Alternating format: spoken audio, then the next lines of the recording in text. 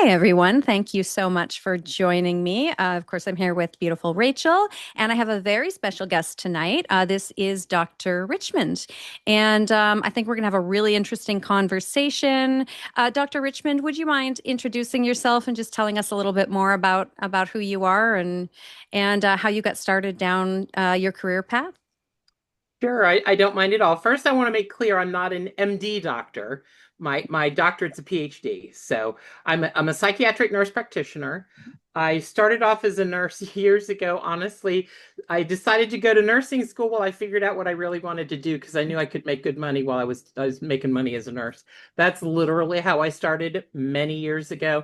And I ended up working in psychiatric nursing for about 10 years, dabbled in some other areas, dialysis, et cetera, and then ended up going on. I decided to get my nurse practitioner. Actually, I decided first to get my PhD. What really drove me was research. I was very, and still very, very interested in research. But while I was there and wanting to start on these research projects, I decided I needed some expertise to lend a little more credence to my psychiatric opinions. So I got my Psych NP while I was in the process. So that's kind of how I ended up where I am. So I'm a psychiatric nurse practitioner, fairly not so much known in other countries outside the US necessarily, especially the specialized NP roles. I think the nurse practitioner in general is more known in Europe or Canada, for example, but the specialties I don't think have been exported as much yet. I hope we get there because that would be really nice. But so yeah, I can diagnose, I can treat, I can prescribe, I do therapy, I have patients that I see regularly, and I teach. Oh, that's amazing. So you basically spend your days talking to, seeing patients and then teaching. Do you actually teach other nurses? Is that where your Yes, I teaching comes teach in? people how to be nurse practitioners. Oh, Actually, is what amazing. I do. So I'm either talking with students or patients pretty much all day long, every day, And you are literally. now talking to us, so we are very thankful that you're here, that you still have a voice and are here. Now, I know you and I had a little conversation prior to this, and you have a rather scientific brain. You kind of that's something that you found quite interesting as well in your younger years. Can you give me a little bit about, of information, just where your brain saw, maybe biology, et cetera, and we're just like, oh. Wow, that's just such an interesting field that I never really considered. This is crazy, but you actually kind of when we were chatting earlier, I think this was before you were in the Zoom rage. Mm. We were talking a little bit about what led me to going into the medical field at all. And it was really, I believe it was eighth grade biology class that I took. The teacher's name was Miss Hubley, if you're out there. Maybe not. I don't even remember her first name. But I took a class and it was genetics and it was all, oh my goodness, I got fascinated with genetic studies and the predictability of recessive and genes and et cetera. And I also, that summer, I think I read the Andromeda strain, which just totally hooked me. And coincidentally, all of this happened at the same time. I babysat for a lady with a couple of young kids that summer, and her next door neighbor was a scientist. And I'd Mm. never really entertained the idea that a female, a girl, could be a scientist. I mean, this was a number of years ago, and the career opportunities from my perspective were not nearly as broad as they are now. So that was really kind of how I started, like, wow, maybe I could really do something in science. And that's where I went. I was a biology major my first time out into college. Oh, that's amazing.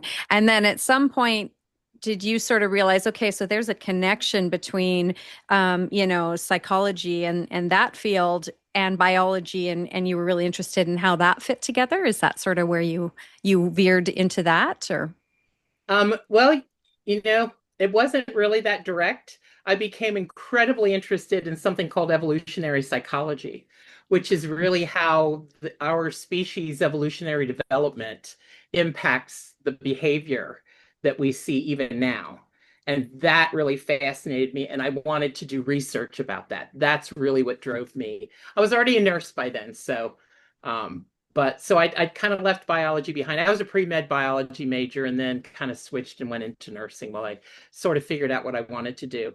But I ended up really getting strongly into mental health and psychology and psychiatry, Mm. went through evolutionary psychology.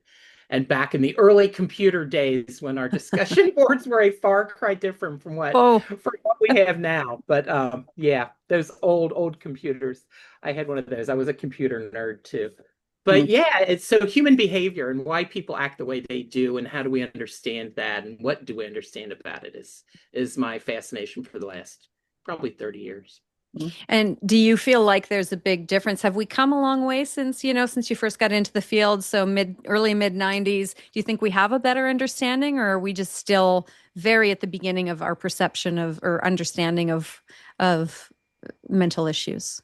That's an interesting question. I first started working as an RN in psychiatry in 1985. And I will tell you, the medications have changed Mm, dramatically since that time. The only antipsychotic medications were the old conventional first, what they now call first generation antipsychotic meds. A lot of the SSRIs were not around yet. Things like Prozac and those kinds hmm of meds, those weren't around yet at that point in time. So they were more the MAOIs, and the tricyclic antidepressants were what we were dealing. So that has changed dramatically, and for the better, for the better. I don't know how much better we understand. I think one of the areas we've made one of the biggest advances in terms of understanding psychologically would have to do with the acute stress disorders, trauma, Mm. and how the body and the brain respond to trauma and what happens, and how we can help people process those and get better from that perspective. We do have a lot, our theories have not changed a lot about schizophrenia, depression, Mm, mood disorders, etc. It's still a work in progress.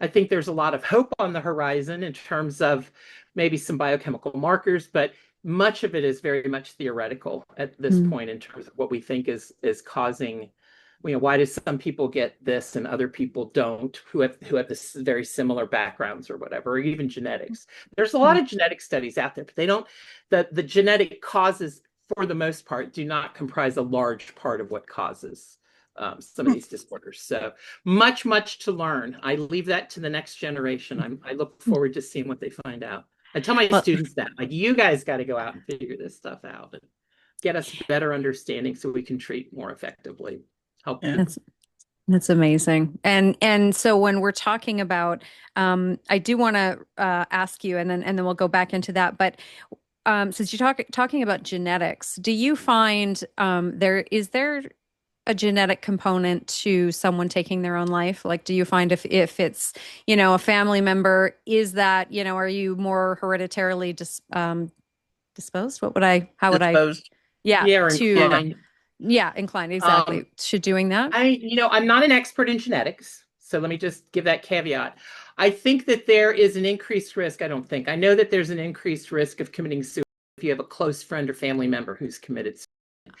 But that seems to be more along the lines of viewing it as an option. Ah, That Mm. doesn't really necessarily yeah. connotate any type of genetic component to that. I'm not aware of a genetic component to suicidal ideation or suicidal behavior.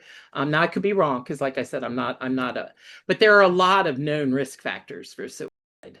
And so that forms the basis for a lot of what we try to evaluate when we're looking at people and trying to determine their personal risk. Like, Mm, does this person need to be hospitalized for their suicidal thoughts or not? Mm. Tends to be, a close examination of the risk factors as well as the person themselves and how they're thinking about it and what they're thinking about, etc. Mm. So, yeah, boy, that so would be that nice to have if we could identify genetically who's more Wouldn't at it? risk. Wouldn't it though? Early Save intervention. a lot You of got that. people. Yeah. and I know there's obviously a correlation between mental illness and drug use, and I'm not sure Mm. whether it's the chicken or the egg there, and Mm. what that sort of theory is, whether people who are struggling, whether then they turn to drugs, or I suppose it's probably a little of both, a bit of column A, column B. But can you tell us a little bit about what you would look for in somebody, again, risk factors, just as a For general suicide guide? or for suicidal ideation, Yeah. men are more likely to have a successful than women. There are two peaks in terms of age. Late teens, early adulthood is one peak, and then older adult is another Okay. peak. And then there are a lot of factors like support networks. Are they married? Are they Mm, productive? Things that kind of anchor us. Are they in a Mm. relationship with someone? Do they have things that they're planning for the future? Things like that. But But it is a fairly close examination of that. And I feel like I just missed an opportunity. You said something I was going to reply, and now it's left me. I apologize for that. Maybe I it'll come should back have. to me and I'll I bring it hope up. so. I'm so sorry if I rolled over something. Oh, I no, didn't no, no, want no. to do You're that. fine. You're fine. You didn't do anything wrong at all. But I had a thread and then I focused on the other and lost my thread. So maybe I'll get a piece of paper. I'll get a piece of paper and jot it down so I don't do that again. Perfect. Yeah, I'm sure it'll come back around for sure. And, so I think growing up, I'm a quite a bit older than Rachel, but so I'm almost 50 and growing up, mental illness was very much. I even remember my grandpa, bless him, he's 92, but he didn't really believe in it growing up, like, oh, that's just silly talk, or, people, I Very think, common. right, Yeah. of that older generation. And then Rachel's face right now looks so funny, just like, what are you talking about? They didn't believe in it? Well, it's not Yeah. a real thing. That's all Yeah. about the hogwash, as they would say. By the way, I remembered what I was going to say. Oh, good. Oh, Perfect. It was the relationship between substance use disorder and other mental health disorders. It oh. does seem like in some cases there are some disorders that people tend to kind of self-medicate by Mm, using substances. But in other cases, I think substance use disorder can very much be related to socioeconomic issues, trauma, what they call adverse. I don't know if you guys are familiar with the ACEs test, but the adverse childhood events, which is a big study that was done, and it's an instrument that looks at what kind of exposures people had during their childhood that makes it more likely that they're going to have not only psychological diagnoses, perhaps, but also physical illnesses like cancer, heart disease, and things like that, that the risk goes up substantially the more adverse child events you have, adverse childhood hmm. events. So it's really we have a lot of correlational work like that, right? Which leads to Yeah. theories. We need to get more hard data is what Mm. we're kind of lacking. But Um, so I think I the just substance use kind of goes both ways. I Mm. just thought of a question. And this is kind of just out of left field, but is there any link that you're aware of or like studies or anything that show a correlation between children that are prescribed technically controlled substances like Adderall, Ritalin, things like that when they're a child versus being an addict as an adult, Whether they then go on to be addicted as adults. addicted to Um, drugs in general? I'm not aware, which doesn't mean it doesn't exist. Yeah, no, Okay. I was just I curious if would you want to do a knew. literature review to really answer that question for real. Like, are there Yeah. studies out there and what do they say? I know that there are issues with, and I would argue this is a problem with a lot of medications we prescribe, but especially to kids, giving the notion, and this is a personal bias, so some people may not agree, and that's fine. But I think when we treat problems, psychological problems, strictly with meds alone, we Mm, give the message that you just need a pill to make that better, Mm. yeah. rather than engaging in therapy or engaging in other kinds of treatments that may really, studies show that often, especially for like mild to moderate depression, responds much better to actually therapy than necessarily drugs. Yeah. And especially when you look at long-term studies on that. So, I think we miss the boat in some ways when if you kind of bring kids up by teaching them that I'll just take a pill and that'll be better, instead of offering also some therapy with that, certainly. I also happen to think that in some cases we over medicate kids, but Mm, again, that's a personal opinion. I'm not yeah. claiming there's massive research on that, but I could cite some if you want me to. But anyway, yeah, that's a whole nother issue. I don't know about, I know that there's definitely a link between substance use disorders and stimulants in particular. Mm. Diversion is something we have to check for a lot. And Hmm. I don't know if you guys are familiar with what diversion is, but it's someone who comes in and says, hey, I've got ADHD, whatever. I Mm. really need to be on stimulants. So I give you a prescription for a controlled stimulant, but you don't actually have ADHD, or at least you're not taking the Adderall, you're going and selling it. That's what's called diversion. It Oh, becomes a profit, okay. a money-making scheme. So honestly, what we do to try to catch that or prevent that is we do drug screens. So if I've been giving you Adderall for 3 months and we do a drug screen and you got no Adderall, then clearly that Adderall is not going in your body, right? Yeah. But Interesting. also these are addictive drugs. I mean, and our brains are structured in a way, the physiology of our brains really makes some of them incredibly addictive. Mm, It's really kind of frightening how yeah. quickly that can happen. And if that was one message, I know these are not psychiatric drugs, but if that was one message to come out of the opioid crisis, I think that's really clear, is just how relatively easy it is to get people addicted to drugs that they will be desperate to get if the Oh yeah. prescription stuff runs out. And Mm, Adderall can certainly run in that category. I mean, it's not the same type or same level of addiction as the opioids, and you don't overdose on it in the same way. Very different profiles for those drugs, yeah. but it's a pretty major issue. Mm. I don't know if that answers your question, Rach, but Yeah, no, it does. Thank you. So I'm also wondering too, I think going back to kind of what the older generation may have thought, people see somebody and they think, well, that person looks sad. That means they are clinically depressed, or maybe in their art maybe looks, it's not rainbows and butterflies. So they may think, oh, this person's, drawing hellscapes or whatever. That means that they're at risk for suicidal ideation, or like we said, maybe depressed. Now, could you maybe give us an idea of what is the difference between sort of, like you and I, we have a bad week. We might get sad for the weekend, or we might have situational Yeah. depression. Someone passes away. And then there's, of course, longer term, I believe, which would be the major depressive disorder. But can you explain the differences between those things, and also why we don't, or why professionals don't like to make diagnoses without just blank diagnoses on people they just see walking around at the coffee shop and stuff. well, first of all, and I love the way you described it as someone who looks, we call that affect, how Mm, much emotion you see on someone's face. And there can be any number of reasons why someone's face might be showing either a blunted or dulled affect, or even may appear sad. Right? You don't mm, know if they just got some horrible news and that's why they feel sad. So really the key, and I think the crux of what you're trying to ask me about, is how do you go about diagnosing people with these disorders? And it's not a, look at someone and make a judgment call, or read about their life and make a judgment call and that's what they have. It's actually unethical for mental health professionals to make a diagnosis about someone without actually interviewing them yourself, because there are so many pieces. And depression in particular, there's different kinds of depression. You're right. You just kind of pointed that out.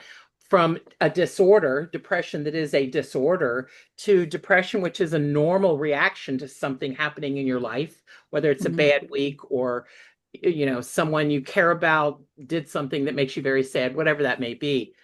So it's an in-depth diagnostic process. Now, one of the things that you have to determine, and I don't know, maybe this applies more to some of the anxiety disorders. It applies equally to the depressive disorders, but I think it's easier to see and talk about with the anxiety disorders. It's only a disorder, if it interferes with your ability to function. If you're able to function normally in your life, it's probably not a disorder. We all have quirks, personality traits. Some people are up and chipper and cheerful all the time, and they make you go crazy because they're always, and other people are just not like that. Mhm. They're more slow moving, perhaps by nature. They're more sullen, perhaps by nature. Now, there is a form of depression that can look, it's called the thymic disorder, and it is a long-term form of depression. And often the people who have dysthymic disorder aren't really aware that they're depressed. It's kind of their world view is from a depressed place. Life is mm, hard. Bad things happen to all of us. That's kind of the way it is. So they may not even recognize that as a true depression. That is a form of depression. But major depressive disorder, which is really, the DSM is interesting because it describes major depressive episodes for the purpose of diagnosing the various mood disorders. Okay, I'm not going to go into all of that necessarily, but a major depressive disorder means that you've had at least one episode of a major depressive episode. And really, it's a significance of symptoms that you have to have for at least 2 weeks, most nearly every day. And the interesting thing I think about depression is that the variety of symptomatology that you can see in a depressive disorder. Some people have depression and all they want to do is sleep. Mm. Other people have depression and they can't sleep. They lay in bed and toss and turn all night. So you can get Mm, either extreme on sleep. Very similar with appetite. Some people eat and eat and eat and gain 30 pounds when they're depressed. Other people lose their appetite and lose 20 pounds when they're depressed. And then energy levels can be a similar. Some people, feel leaden, like they can't even lift their arms when they're so mm, depressed. Versus other people get like jittery and I just can't even sit still because I just feel anxious and upset. And there's an anxiety component to that, but there's also mm, an energy to that. So depression is interesting because those three physiologic pieces can go to either extreme. mm, Typical and atypical depressions are usually defined that way. But the bigger, I would argue, or the other symptoms, maybe not bigger, mood and how people feel, whether they're hopeless or not. Do mm, they have something that's called anhedonia, which is the inability to experience pleasure in anything? Mm. Have they lost interest in things that usually are of interest to them? Do they feel sad or cry easily or every day for periods of time? I mean, there are a number of symptoms like that, and you have to have a certain number of symptoms for, again, as I said, a 2 week period for it to be, and that has to be interfering with your functioning in, work, relationships, home, whatever that may be, to be diagnosed as a major depressive disorder, which is a major mm. depressive episode. The definition is actually the same for both of those, an episode or a disorder. But I don't know. Does that help? Yeah, Yeah. absolutely. Yeah. Uh, And so you said sleeping either too much or not enough, food too much or not enough, and then sorry, I thought you said at some point making future plans or the ability to Energy. have. Well, future Oh, yes. plans is Okay. something you use to evaluate suicidal thoughts. Right? Okay. If Mm, you're talking to somebody and they're going, we're going to go to Paris this summer, that's probably not a suicidal person, right? If they're Okay. making plans and thinking about the future, that's now there may be exceptions to that, and some people hide, suicidal thoughts well, mm. but honestly, if you do an in-depth assessment, most of the time you'll be able to pick up on those people. Not always. Yeah. Not always. Yeah. Some people are honestly, the people who are very, very serious about killing themselves aren't going to tell anybody because they don't Yeah. want anybody to Yeah. intervene and make a difference. So sadly, that happens, but most of the time, I would argue that a skilled interviewer can get a pretty good sense of that, if they take their time and they're empathetic and spend some time with the person and really get to know them. And so, I know a lot of people, perhaps let's just say, they like to diagnose your president or, and they make these, we won't even go. That's a whole Or separate your podcast. ex-president or your whoever, yeah, or Yes. famous people of whatever type, movie stars Yes. Yeah. and such. Yeah. Absolutely. It's a favorite pastime, right? To talk about who's got a drug issue and I mean, just the gossipy kind of stuff is really what that falls under, I feel like. Yes. And so that's not something. So, when we're talking about somebody, say, like Kurt Cobain, people loved, I think Rachel and I have talked about this. They romanticize what they feel he was going through. We don't know. He was never diagnosed, and we're not Mm, here to do that, of course. Well, yeah, and Um, unless you talked with him and knew his thoughts and he shared those with you, yeah. yeah. yeah, I mean, how do you know? I would argue you Right. don't know. Yeah. And I think people too, they love to, I think people see their own issues and go, oh, well, Kurt had that too. So they're bonding with him in this sort of parasocial way, which I understand bonding with somebody parasocially, but to make his perceived grief your own grief, I think that's where we get into trouble or talking about somebody who can't speak for themselves. Well, and Um, also to project your issues onto him because, like, just because you have this in common doesn't mean that he also felt this way because you do. You don't Um, even know, but you're using Freudian terminology. Good for you, Rach. I was literally about to bring up projection. I'm like, good for oh, you, Rach. well, thank you. Thank you. You did live with me for a little while, so maybe you Mm, picked mm. up on some of it. I'm kidding. So wait, are Um, you Freud or Jung, or do you take from both? Me, Yeah. I think Freud does not get adequate credit for what he actually did. All of this stuff about the theory of the mind and the id ego and the super ego and how the drive theory about what drives our behaviors, therapy, all of that. He invented all of that. You know, uh, our coping mechanisms, our defense mechanisms, that's all very much Freudian. But I actually consider myself much more an existentialist humanist, Mm. which is a more modern take on things. Still a drive theory, though, but a different kind of drive theory. But drive theory started with Freud, and then it's been developed and interpreted in different ways over the years. But there's a lot of value in that. I think the Freudian perspective is important to learn because there's a lot of value in there. And then whatever direction you go, the number of approaches to therapy out there just keeps Mm. increasing as we learn more and people adapt for special circumstances. Very, very interesting. Very, very Mm. interesting. Can you tell me a little bit about bipolar and what that is and how that is sort of classified these Sure, days? bipolar disorder in and of itself. I believe that's what I'm asking. Yes. Okay. Yes. Thank you. Yes, it is. Okay. No, you're fine. So let me just say, so depressive disorders and the bipolar and related disorders both fall under the umbrella of mood disorders. Okay. Mm. So you can have an elevated mood, you can have a depressed mood. And when you look in the DSM, if anybody's really interested to look in the DSM, you'll see that they define three different episodes in there. The depressive episode, the major depressive episode is the one I was referring to a few minutes ago. There's also something called a manic episode, Mm. which is pretty clearly defined in the DSM. And the elevated or grandiosity, the decrease in sleep, the increase in energy, these are people in the midst of a manic episode. These are not people who are able to function normally in their day-to-day life. If someone's in a manic episode, there's also a form of that is irritability, so not necessarily mood per se. But there's a very clear definition of a manic episode. And then there are also the third episode that they define are the hypomanic episodes, which is an elevated mood, but not to the extreme, not to the not able to function anymore level that you see with a manic episode. So really what the two types of bipolar disorder, there's bipolar 1 and bipolar 2. Bipolar 1 is anyone who's ever had a manic episode would be diagnosed with bipolar 1. You have to have a manic episode, a clear manic episode to be diagnosed with bipolar 1. Bipolar 2 requires you to have a hypomanic episode and a major depressive episode. And that's where you don't necessarily have to have a major depressive episode to be diagnosed with bipolar 1.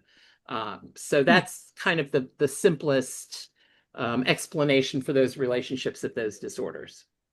So people think, well, I get really up and then I get really down. That means I'm bipolar. That's not even remotely, that's just, again, a catch-all term for people kind of trying to sort out their inner world. Well, there is something called rapid cycling in bipolar disorder, but the definition is 4 times a year. Okay, this is Ah, not right now I'm really up and in 10 minutes I'm really down and then 5 minutes later I'm really up. That's more likely to be personality traits or conflict issues, or I'm upset about something and I'm going to suppress it for a while, but no, I just can't let that go. There's not, that's not truly what a bipolar, certainly not a bipolar 1, because that's the mania piece. mm. Somebody's not going to be manic for 10 minutes. And then, people get Yeah. energy bursts, right? And people say, Yeah. okay, I'm cleaning my room today. And they spend the next 6 hours scrubbing the floors and the walls, the baseboards and everything. But that's not necessarily anything abnormal. Does it persist and does it interfere with your functioning in a normal sense? That's really the biggest piece of that. So you'll see everybody has mood fluctuations. They call it euthymic, which is the kind of the normal in the middle. And so we all at some level have euthymia, a euthymic state. And when it goes up, then you're maybe a little manic or hypomanic, and it can go down and you can be sad. But some increased energy, sad energy, etc., there are fluctuations in that are not really abnormal. It's when they Right. reach the level of of being a disorder where it's truly you can't function because of those mood swings. But they don't happen that fast, generally speaking.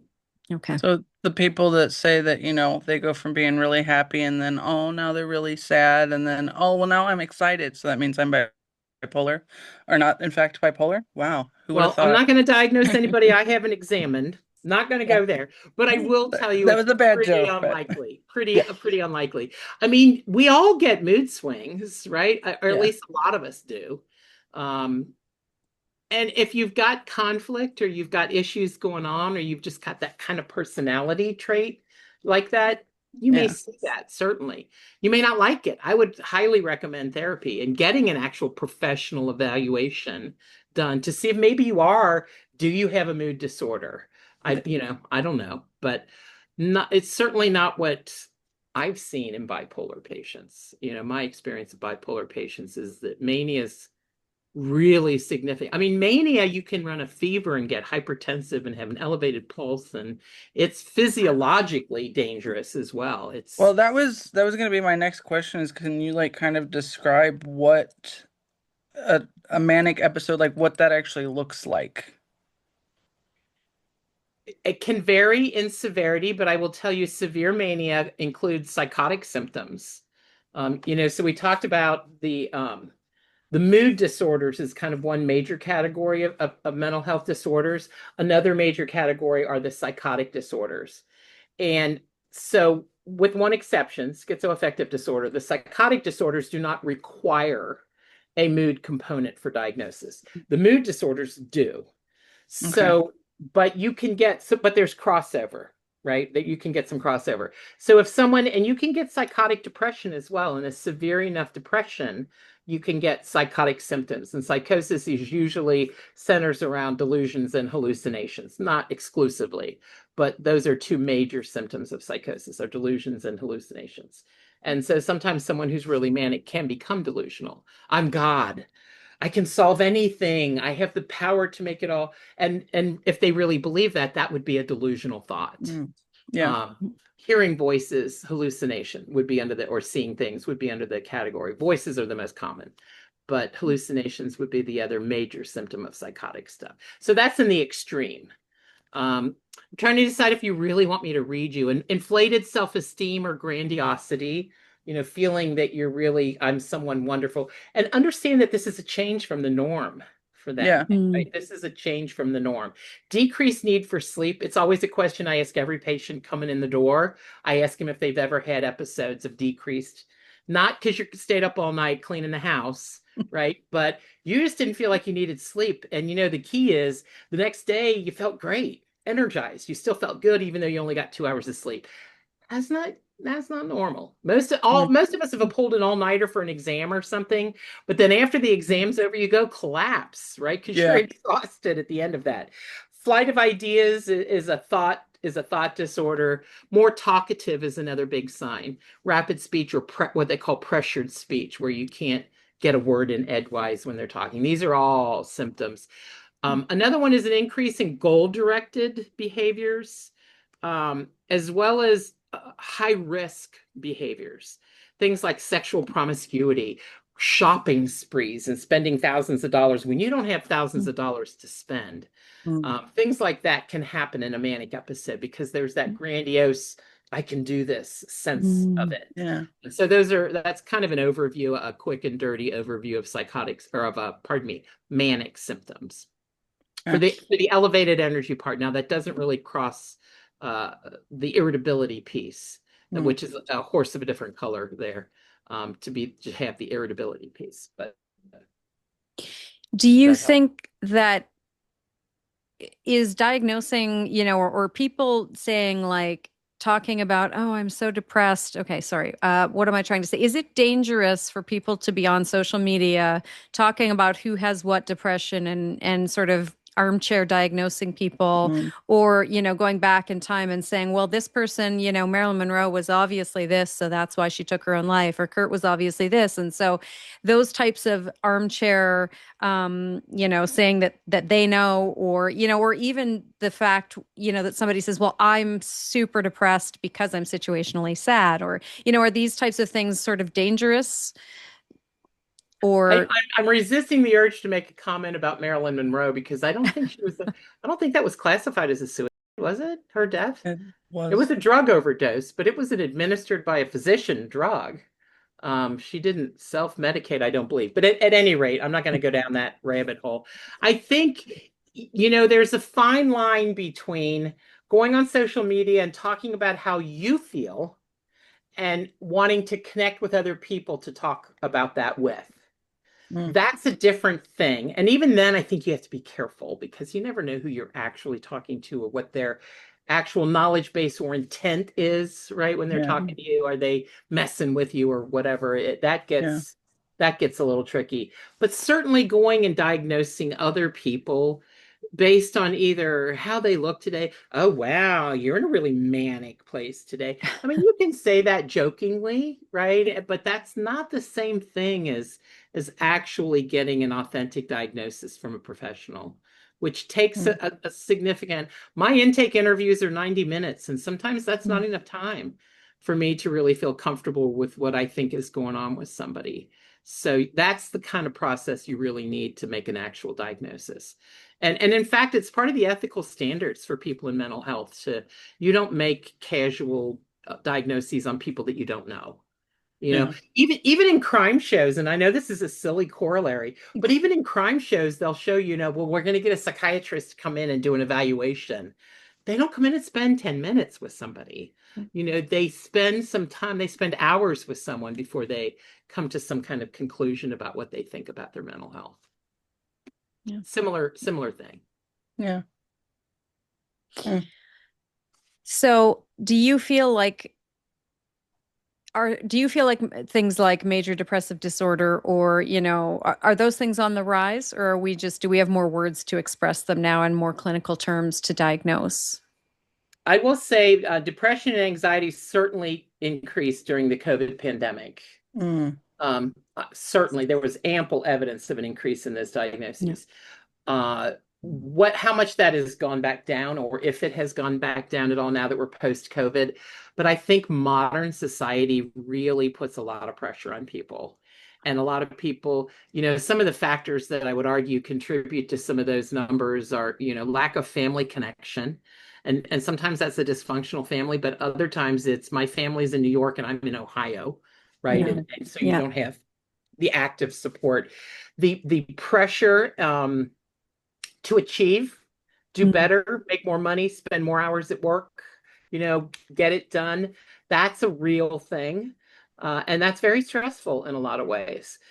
Sometimes I look at how expectations we have of kids, even from young ages, that their day is just packed with stuff. And how stressful is that for them? So I think there are ways that we can do better in terms of being nice to each other and ourselves, and being reasonable with expectations would do wonders for some mental health issues that are out there. Um, I don't know that that's really whether that's the kind of answer you were looking for, but that's what I would argue. Yeah, A absolutely. kinder place can really help. Authentic people around you who actually care about you and want to be kind to you. It has a huge impact on a lot of people, whatever their background or issues or whatever may be. Yeah. And when you talk about grounding, that thing that maybe keeps people who, maybe are having ideations or have had them, having that grounding force, like you said, a spouse who cares about you, a child, some reason to want to stay. Obviously, that ties in with that too, which I think is a good piece of advice for us all. Being on I've actually YouTube. had patients say that to me. I could never, talking about suicide, I could never do that. I wouldn't do that to my kids. Wow. And I mean, I think that's a real thing. That's sad that that's the thing, because then I Yeah. think, wow, you must really be feeling depressed. Let's talk about that. Yeah. Yeah. Let's talk about how we can help you feel better. But yeah, I mean, whatever it takes to keep you here, I think becomes sometimes really important. And do you find with people, and again, I know this is an overgeneralization, but I know that I've listened to podcasts or things where people have talked about, I did try to take my life at this point and I made it through. And now I don't know who that person was. I'm so, maybe it's not like I'm the most exuberant, happy person in the world, but I'm certainly not in that space anymore. So that's obviously a piece that can happen as well. Just because someone is at a certain point at one time does not necessarily mean that they're going to be at that same point 5 years down the road or. And it's Yeah. actually, it's a big tenet of therapy, the installation of hope. Mm.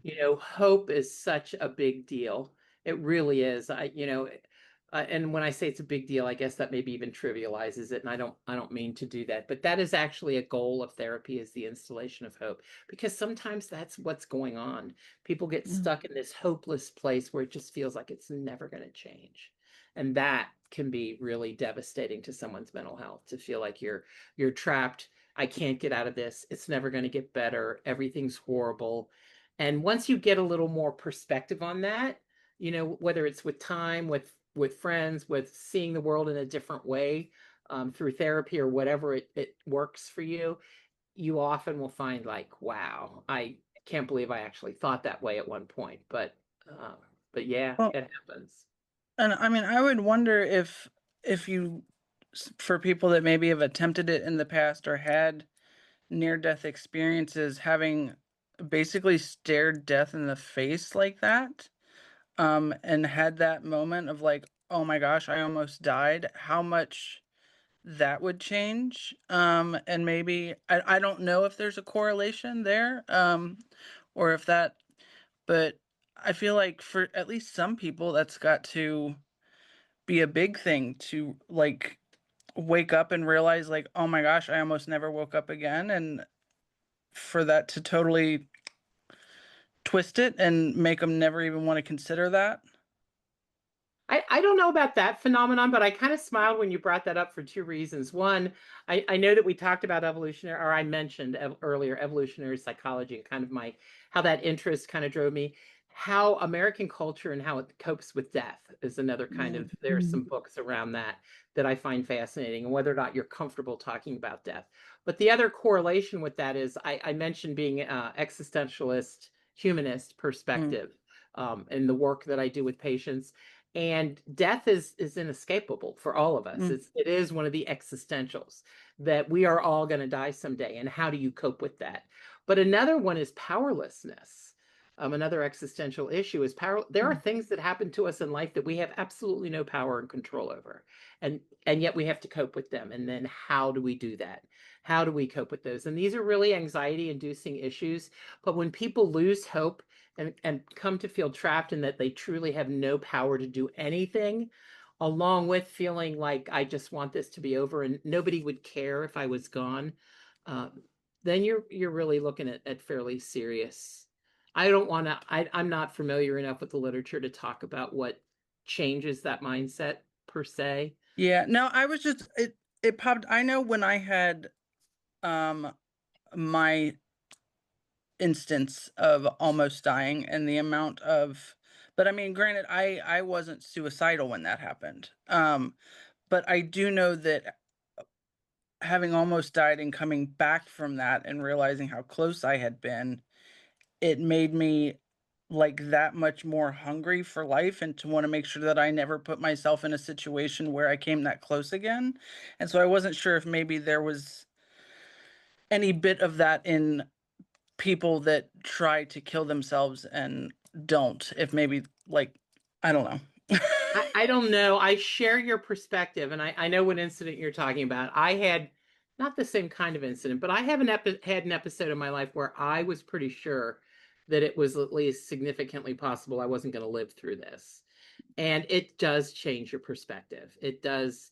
That kind of experience really forces you to think about, okay, am I really ready to go or not? Yeah, Um, but it depends on where somebody is in their headspace in terms of someone who's yeah. I think it's really different, because some people try suicide and don't achieve it and are angry when they wake Mm. up in the ICU or whatever that may be, because they're angry that they're not dead. They didn't Yeah, want to be here anymore. yeah. Now, hopefully long term that they get a different perspective on that. But Right. I don't know what, it's an interesting question, I think, about what people who try and don't succeed think or feel about life after that, after they Yeah. survive. And certainly I loved, there was a meme, or I don't know if a meme is the right thing to call it, probably 10 years or so ago, where there you'd see commercials and such, and the message was, it gets better. I Mm. promise you, it gets better. And Yeah. that, I think, is the wonderful message. That's that installation of hope, right? It's Yeah. not always going to be like this. It gets Yeah. better. You can Yeah. make it better. You can Mm. find out where you want to put your energy in your life and go do that. Make Yeah. it what you want it to be. That kind of empowerment piece of that is, I And think, this feeling isn't forever. This is right now, yeah, Yeah. it gets better. You're mourning something now, or you're feeling disrespected and unloved right now, or you're, whatever it is that's laying Yeah. heavy. It does get better. Yeah. I didn't expect this conversation to go these directions that it's Huh. That's always the fun part, is we just kind of have a conversation and see where it takes us. Yeah. But we so appreciate you being here with us. And Rach, did you have any more questions? No, I think that was all I had. So I think Thanks we were for having gonna me, guys. I thank appreciate it. you. Thank you Um, for doing this. yeah, we just appreciate you so much, and this has Hmm. been such a really interesting learning experience. And I think Rach and I'll stay on, and wanted to make a few important points about things that were going on in Kurt's life at the time that we know to be true from documented sources, and Yeah. and compare those to things that we've discussed. But yeah, thank you so much. I think we have a lot of people who watch our YouTube who have struggled with drug abuse, with mental illness, or I mean, everyone knows someone who is struggling. Oh Let's, yeah. absolutely. And especially, right now. And so I think these types of conversations are so cathartic for Mm. people. And I think, to anybody out there who maybe hasn't sought out professional therapy, or someone like Dr. Richmond, I think, this be your seeing what a beautiful, compassionate soul, and having the ability to talk to someone like that every week or every few weeks, Oh, I think, is something that if you haven't done, maybe that's something you should look into.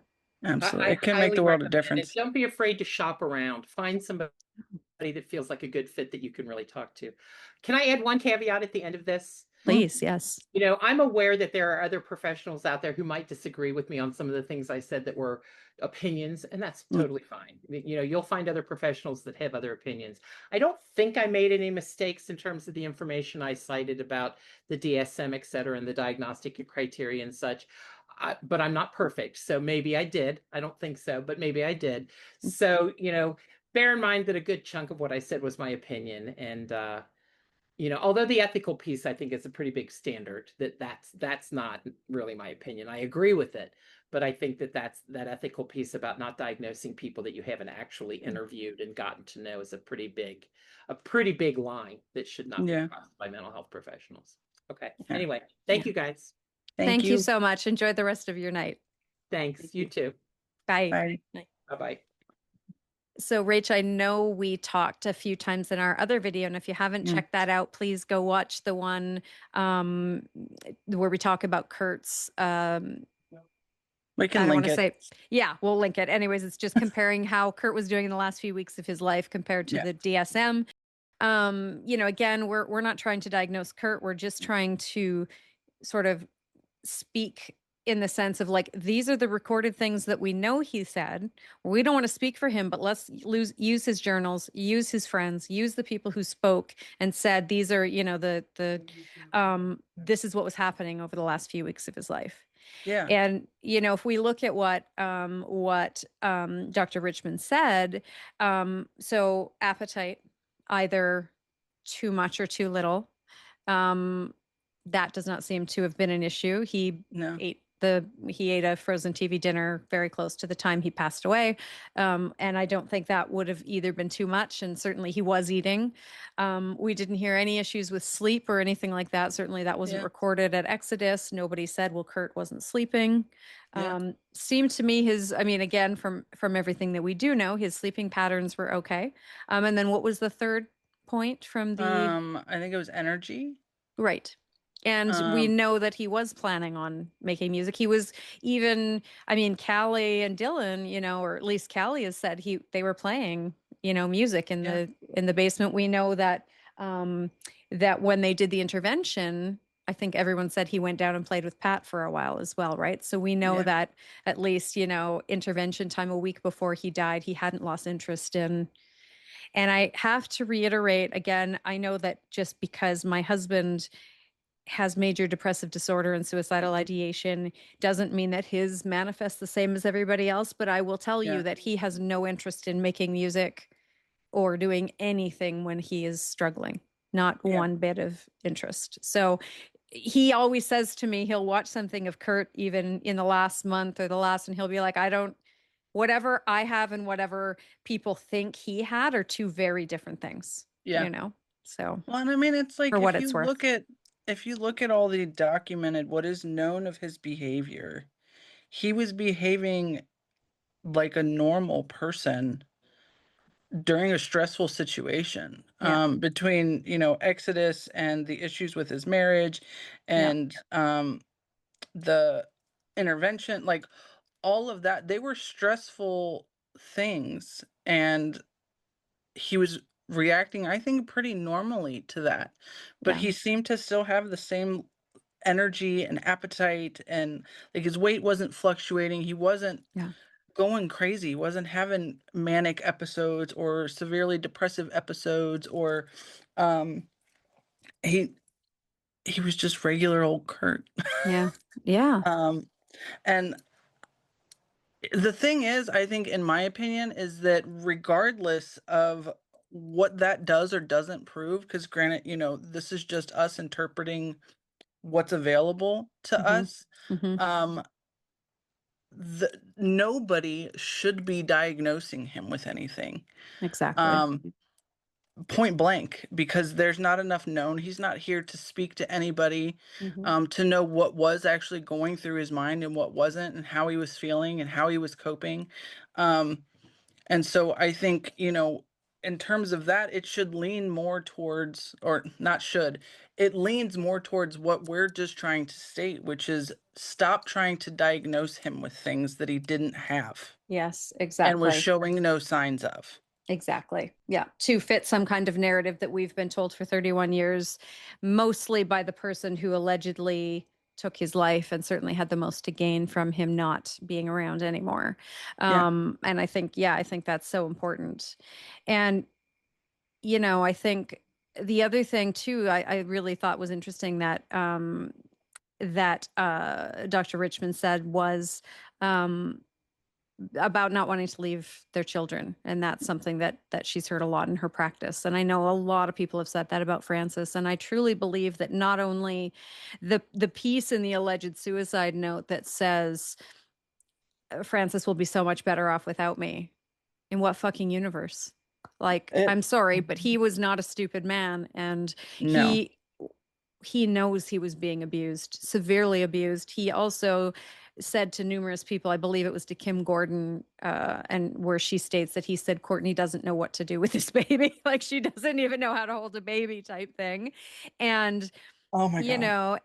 and so of course I'm sure I'll go to look for it and not find it, but you'll probably know where it is. But the point just is that I don't think that even if Kurt was struggling more than he could cope with, leaving Francis to that situation. I just don't that he wouldn't at least try to plan for another situation for his daughter if he felt like he couldn't be there. I just don't. It doesn't make sense. And he, in his own words, while he was here, said numerous times that he would never leave her, that all he cared about was his daughter and his family and raising her and giving her a good, like all of that. He repeated that like so many times, so Yeah. many times in so many interviews.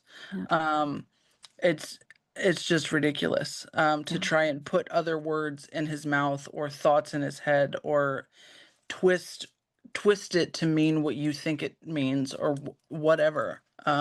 He told us in his own words that that's not something he would do. Yeah, exactly. And we've talked about this many times, but anyone who's struggling with something, I we see you and we appreciate you, but please Mm, don't think that because you have something Kurt had that and that yeah, you're bonding to Kurt through his art and his music, and that's beautiful. Um, let that be enough. yeah, I think, absolutely. and Oh, there's no reason to say, well, Kurt was, I don't even understand where the bipolar piece comes from because I don't see any. When was Kurt manic? When was I he ever hyper or like that? never that Doesn't, I'm aware. yeah, that is not, No. doesn't seem to me, to be anything. So again, that bizarre diagnosis, but we all think that like we have these pieces or, where like you and I are very similar in a lot of ways. And it's Mhm. like, and that's awesome because we get to actually talk about those things together and determine how Yeah, we're similar to each other. And I feel like with Kurt, it's like, let's, appreciate he left us so many beautiful words, poetry, art, music. Let's bond with him through that and not through trying to go, well, Kurt's life, he struggled in his life and so do I. Yes, that is fair and valid, but to say, well, I know exactly what he was feeling and that's why I'm going to stick to this theory that he took his own life because it doesn't matter if Kurt called you yesterday and said he was going to take his own life, he didn't take his own yeah. life. So Well, I yeah. that's just the fact, he just simply the forensics say that he could not have done that. So Well, and it's also like, for the people trying to put all of this stuff on him that there's no proof of, um, like try and think about it from the perspective of would you want somebody to do that to you? If you wouldn't want somebody interpreting bits and pieces of your life and then trying to assign all of this really heavy, crazy stuff on you based off of just those little things without the whole picture, and speak for you and all of that. Don't do that to somebody else, regardless of who it is, Kurt or anybody. Don't yeah, do that to people. yeah, That's how you make people feel isolated. That's how you make people feel alone and misunderstood. And yeah, it just amplifies all of the mental health issues that they may already be struggling with. yeah, Um, exactly. so let's not do that. Let's try and lead with love Yeah. and understanding. Yeah. And I mean, I think, that point that she made earlier as well about, leading with love and being kind. Mm. Boy, does YouTube ever that is, I think, something we can all take to heart. And I know I do it too. When I get frustrated with a comment, I'll write something snarky back. And I'm the first to admit that I could have more patience. Of course, a year and a half of being on YouTube has stripped me of, I don't go to other Yeah. people's channels and harass No. them. I will No, say and you're that. only So, human and can yeah. only take so So, much. but if you've watched this far, we love you and we would love it if you left us a lovely comment and let us know, what you think. We're always here to talk about, I think mental illness and stuff as well. And it's such an important thing that, like, when I was saying my granddad, he didn't really believe in it. And then he had a stroke and couldn't find his way home. And so it's like this thing of he thought people were being dramatic and making Yeah. stuff up. And I mean, again, my grandma's a psychiatric nurse, by the way, was a Huh. psychiatric nurse. Oh So, my goodness. so God bless her, Yeah. and my beautiful grandpa. But so of course this is in the 70s or whatever that he's thinking this, and so very different times. But these things are real. They Yeah. are as destructive as any other physical ailment, and I really appreciate that we can sit and have an open conversation. And Sophie Absolutely. wants to be part of this conversation. So, Of course she does. of course, she does. Okay, my love. Thank you so much. We'll talk to you again soon. Absolutely. Yes, Okay. ma'am. Okay. Bye-bye. Bye.